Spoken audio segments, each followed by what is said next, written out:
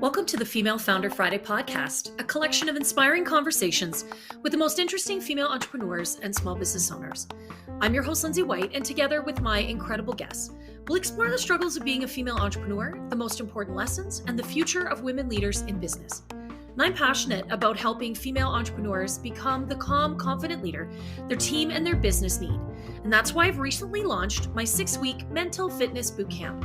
This amazing program will help you tackle your inner critic, tame your saboteurs, tap into your sage inner voice, and increase your positive intelligence. With a combination of a daily practice in the custom app, weekly focus to increase your awareness, and regular group coaching led by me, you'll build the mental muscles you need to quickly overcome the changes and challenges you're facing right now. If you're ready to transform your leadership and your life, connect with me today to learn more at highvoltageleadership.ca/positive intelligence. My guest on this week's episode is Melinda Jackson. Melinda knows all about the hustle. She started out her career moving to LA as a new college grad to work in her dream job as a PR pro in the entertainment industry. It was all fun and excitement and glamour until she found herself burnt out, exhausted, and really sick. But Melinda learned some important lessons from her Hollywood experience, and now as she shepherds clients through their own PR hustle, she's able to set great boundaries and inspire her clients and others to really be authentic in the way they are seen and connect with their audience. We have a fabulous conversation today that I think you're going to really enjoy. Awesome. Welcome back, everyone, to the Female Founder Friday podcast. I have my new business bestie with me today, Melinda Jackson. Hi, Melinda. Thanks for being a part of the show. So glad to have you here. I'm so excited. I'm excited to have you. Yeah, I am thrilled to have this conversation today because I know not only do you work with great female founders as a PR consultant, communicator, all of those things, but you also have a great story of being a female entrepreneur. And that's what we're going to talk about here today, because I know a big part of your job is helping other people tell their story. But we're going to talk about your story. Yeah. So I got started right out of college. I'll take it back to freshman year in college, which is, I know in Canada, you guys don't necessarily call it freshman, sophomore, all that stuff. But right. My first year in college, I'm trying to translate myself. My freshman year in college, I was going to school to be a history teacher, and I was a cheerleader. And all of the cheerleaders were communications majors, and a lot of them got to go to LA for internships in the summer. And I was like, well, I can't do that with a teaching internship. Right. So I listened to kind of them talk about the fun stuff that they got to do. And so I was like, I'm changing my major to communications. I'm going to move to LA. This was the time when the show The Hills had just come out. Oh. And I'm a year younger. I'm a year younger than all of those girls. So it was coming out in real time for me. And so all these girls are in LA and they're doing PR internships. And that's what I want to do. And I'm like, I think I would be really good at that because I've always been good at connecting people and communicating and writing and all the things that are good for PR. So long story short, graduated, moved to LA, December 2009, the day after Christmas, didn't have a job, didn't know anyone, shared a room in an apartment with someone, slept on the floor for 3 months, did 3 internships at once, hustled, and just made it work until I got hired on at a PR firm. So I worked in entertainment PR for about 7 years in LA, and I was at the top of my game when I decided I can't do this anymore. I just got really burned out, and it was as fun and glamorous as you would expect, but it was a lot. And being single and all of my family being across the country, I was alone in LA, and I just couldn't do it anymore. So I moved back to North Carolina, where I'm from, and was a PR director at an advertising agency. But then 2 years in, I was like, I can do so much more for my clients on my own. Yeah. And so I left and realized that in those initial interviews that I was doing, in LA where they say, where do you want to be in 10 years? I always said, I want to own my own company. I want to be an entrepreneur. My family's filled with entrepreneurs. I want to do that too. And then I realized, oh my gosh, I've manifested this. Like, I'm leaving my job and I'm starting my own PR company. And this is what I've been saying I said for 10 years. And now we're at the 10-year mark and I've done it. So here we are 3 years later. And I just love what I do. I love being able to help female entrepreneurs spread the word about what they're doing and get out there in terms of thought leadership. I still do a little bit of entertainment PR here and there. I do the corporate stuff to pay the bills, and I just have fun with it. And I just love what I do. Okay, so first of all, I think that is so interesting. And I just had a conversation with a friend and colleague of mine yesterday about this sort of divine time, right? That the universe knows what it's time for. That doesn't mean that it's your timeline. It doesn't operate on calendar years. But that totally makes sense when you say, when I was younger, I had said, I want to own my own business. Not necessarily what that business was, but that you knew that was something that you wanted to do. And then that sort of floats out to the universe. You don't even think about it. And then at the right time, it all comes back and you're like, wait a minute, this is actually what I've always wanted to do. Even if it wasn't literally something conscious. The definition of manifestation. I mean, that's a little bit woo woo, and I believe in the woo. Like, don't get me wrong. Like, I'm not without woo. I mean, I believe in like a spirituality, a higher power, but I do like the more I sort of talk with people about this, isn't it interesting how it all lines up? And I love that. I love that you went and you hustled and you were grinding it out. I mean, 3 internships at once. Did you sleep? And no, and I don't know how I did it. And they were all unpaid internships. So I also had part-time jobs. I was coaching cheerleading. I was tray passing at events. I was babysitting. I was working random events for friends at other PR firms. I was doing everything I could just to make money to survive, because my parents were like, we're cutting you off if you leave. And I was like, bye. Wow. So I was cut off. I had nothing. Wow. Like, I was paying my own phone bill. A lot of my friends, their parents to this day were in our 30s, and their parents still pay their phone bills. And I'm like, no. No, not me. Wow. What an incredible, I knew this story was going to be amazing. And it's even, I think you've told me more than I didn't already know. So I think that's super amazing. And I love that. And one thing I want to touch back on that you said about like the universe's timing and everything. I think there's something to be said about, when I was getting ready to leave LA, my body shut down. Like, I had full on burnout, like absolute burnout. And I was pushing, and I accepted a job at a bigger firm. It was my dream firm. And I was like, okay, now it's all going to get better. And it just got worse. And it's because I was pushing something. I was going against, what I was truly supposed to do. In that moment, I needed to surrender and be like, okay, I need to go back to North Carolina. I need to regroup. But I was just pushing it.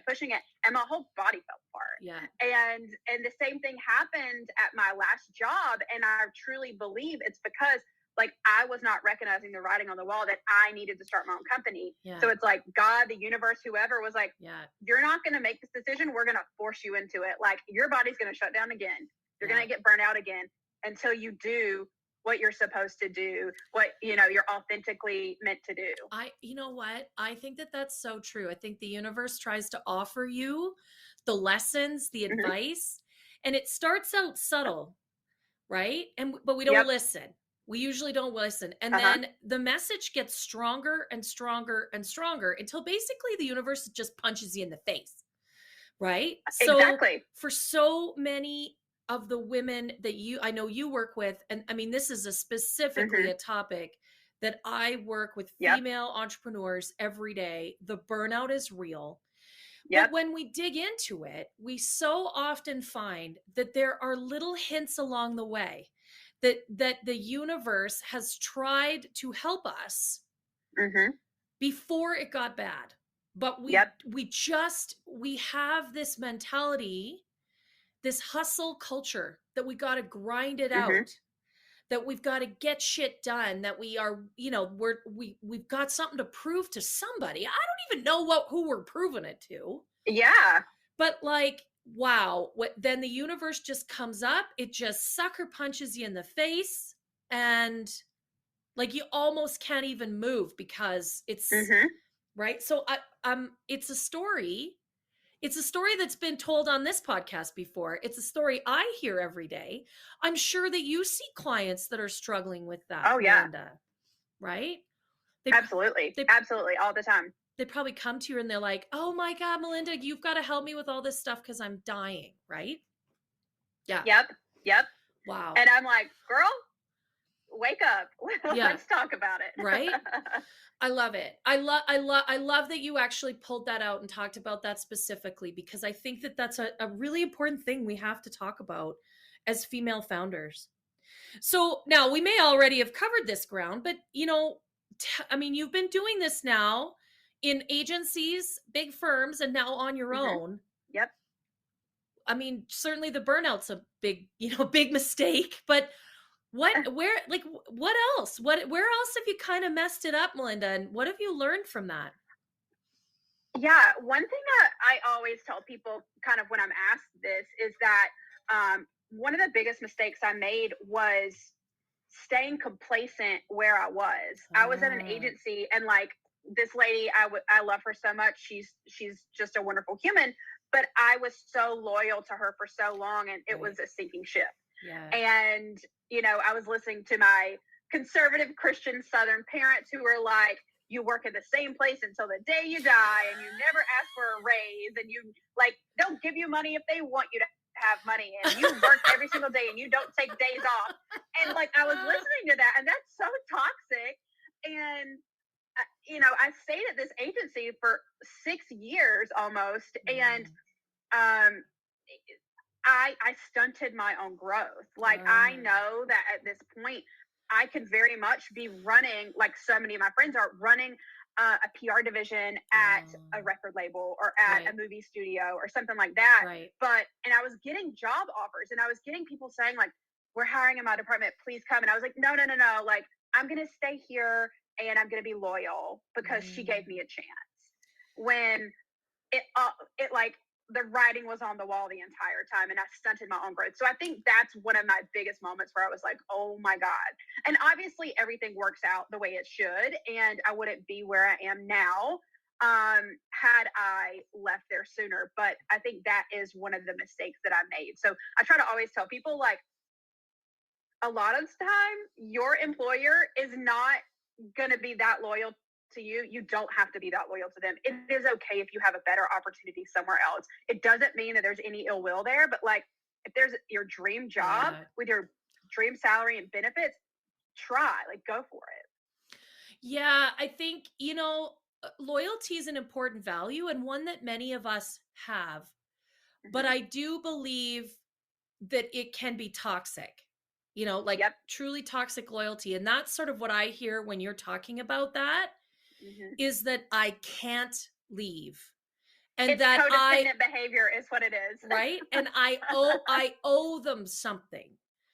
No, I mean, the truth is, what you owe them is your best effort for the 40 hours a week they pay you for. That's all you owe them. Yep. And if you do a great job in those 40 hours, if you're performing at your best, that's really all you owe an employer. You don't owe them your life. You're not an indentured servant. So it gets into this toxic loyalty space. The truth is, Melinda, I believe, this is my coaching perspective, I believe that is rooted in our own saboteurs. That somehow 100%. we don't deserve, we're not good enough to get that better job, or right? Like, this is as good as it gets, and I have to stay here because this is all the value I have to add. And employers, absolutely. And employers that actually allow that to happen and aren't actively trying to promote and help and grow their employees contribute to that. Right? So that's I totally agree. And and mental health is such an important part of it. And, I was in my early 20s and mid 20s, and LA is so hard in general. Gosh. And I was out there and I was alone.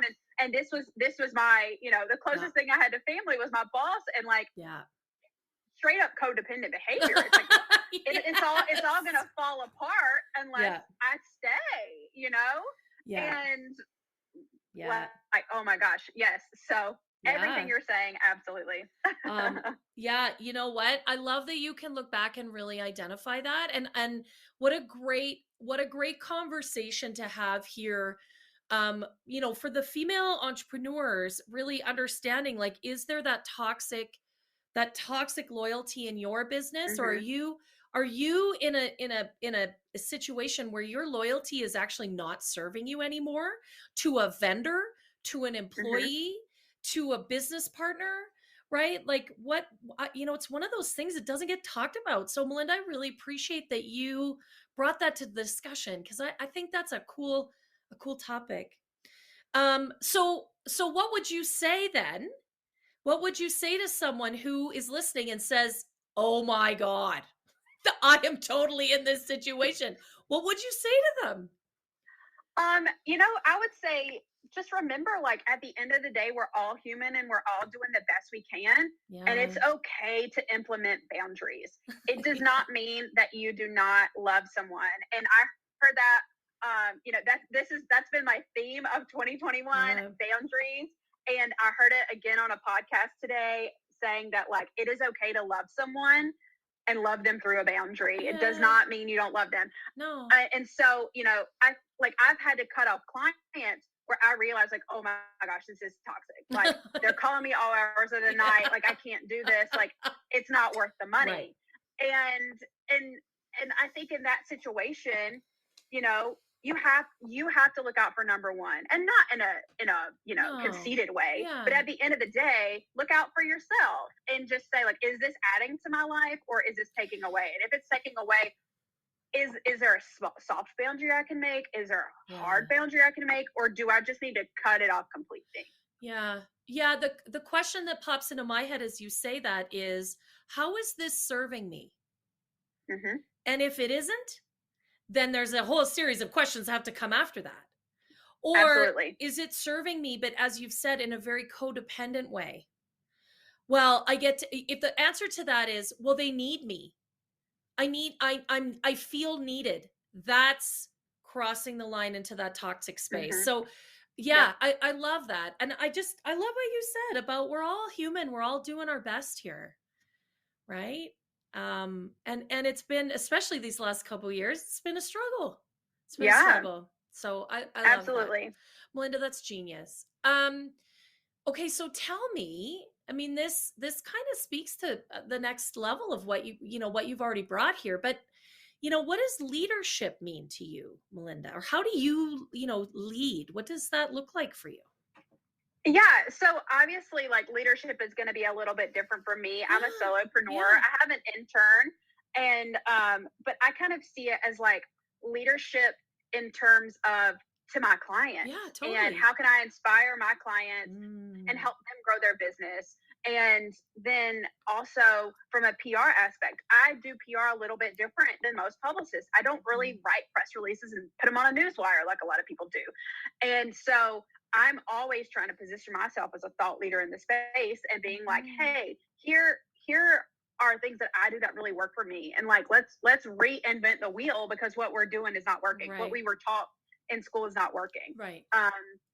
And so one of my core values / authentic code words is being seen. And for me, being seen, not in a way that's like, oh, I'm out there in front of everybody, but it's like, if I am out there being seen, I'm able to teach people. I am able to help people. I am able to lead. And so that's kind of what leadership looks like for me. Be it trying to find people to mentor, even if it's people that aren't necessarily in PR, just trying to help them with their business or talk about mental health.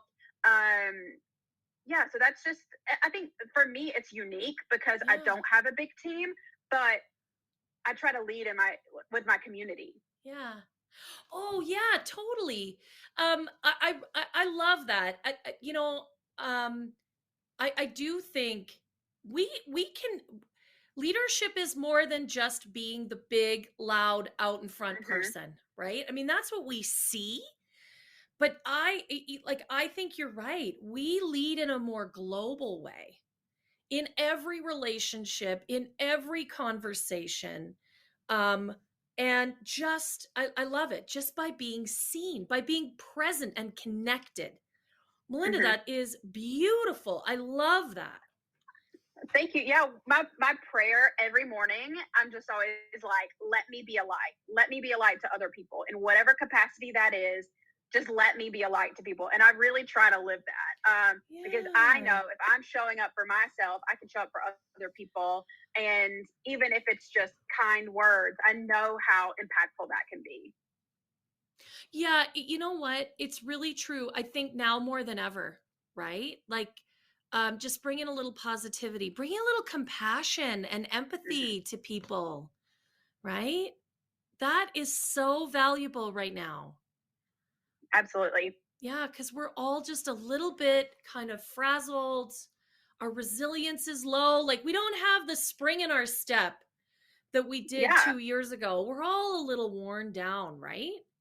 Yeah, absolutely. And my clients, for the most part, all of them know if they are having a tough time mentally, physically, they can just tell me. Like I Yeah. have clients that will say, "Hey, I cannot do that interview you scheduled for me. I am just having a bad anxiety day." I'm like, "Girl, I got you. Like, let's Yeah. reschedule it." Yeah. Or I can tell them, "I have not been able to get out of my bed today because my depression is so bad. So I am Yeah. going to do this tomorrow, or I am going to Yeah. work 10 times as hard on the weekend, or I'm going to give you an extra week on your invoice this month." Yeah. Like it's just at the end of the day, just showing each other grace and showing yourself grace is so important.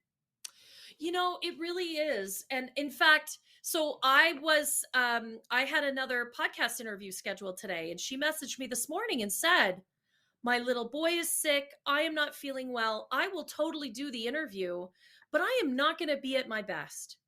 And Hmm. what we can do in those moments is exactly that. Have some empathy, offer some grace, and say, you know what? Let's find a time when you are feeling powerful. And especially if you're going to do something like this, right? Like you don't want to Yeah. come. I really believe this, Melinda, that people want to do their best work. Like they do want to show up and do a great job. And I know that there's a bit of this, well, some more toxic stuff. But, we've got a bunch of business leaders that are all like, people are working from home, so they're not working hard enough and they must be lazy and blah, blah, blah. I don't think that that's actually the truth. I think the vast majority of people really do want to do a great job and they really do want to bring their best self. And the truth is, some days it's just not possible because you're right. Hmm. You're right. We all struggle with things, right?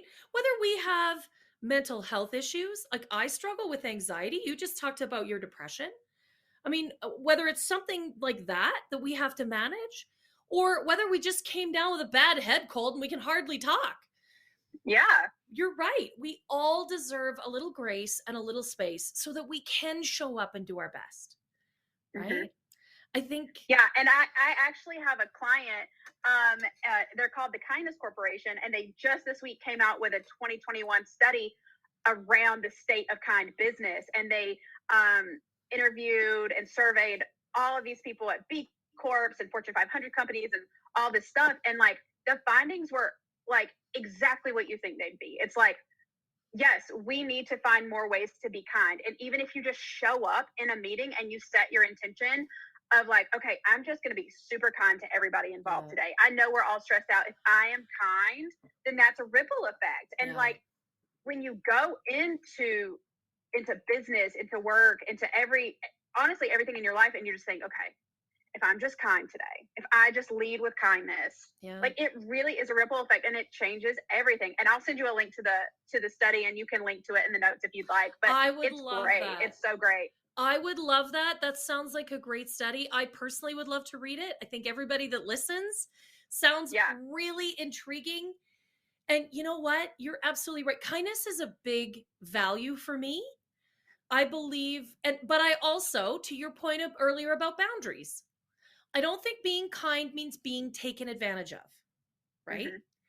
Being Yep. kind, being kind is important, but that also means being kind to yourself. Like every one of these things has a reflective quality, right? Mm-hmm. Boundaries can be outward, but they also need to be inward. And how do I honor and Yep. respect them? I'm kind to other people outside. I show them the dignity and respect they deserve. I do things that are unexpected and over the top because I want people to know they're loved and they feel cherished. But that doesn't mean that you can beat me up or take advantage of me. Right. So Yep. this is, Yep. I love this, Melinda. I love this. Yes, I will put that link in the show notes. So everybody can check out that study. Cause I think I think that's super neat.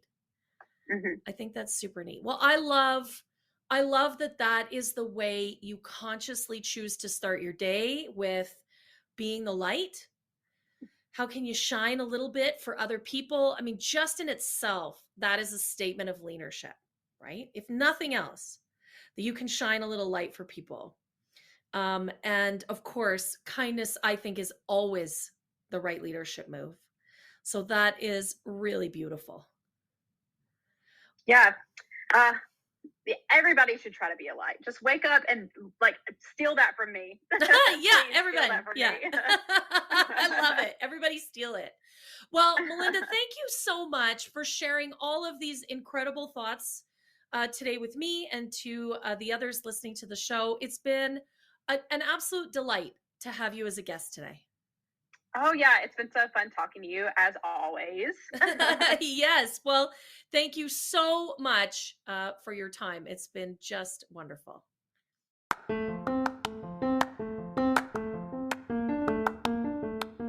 To everyone tuning in today, thank you again for listening to the Female Founder Friday podcast. I love Melinda's belief that we need to always be looking for more ways to be kind.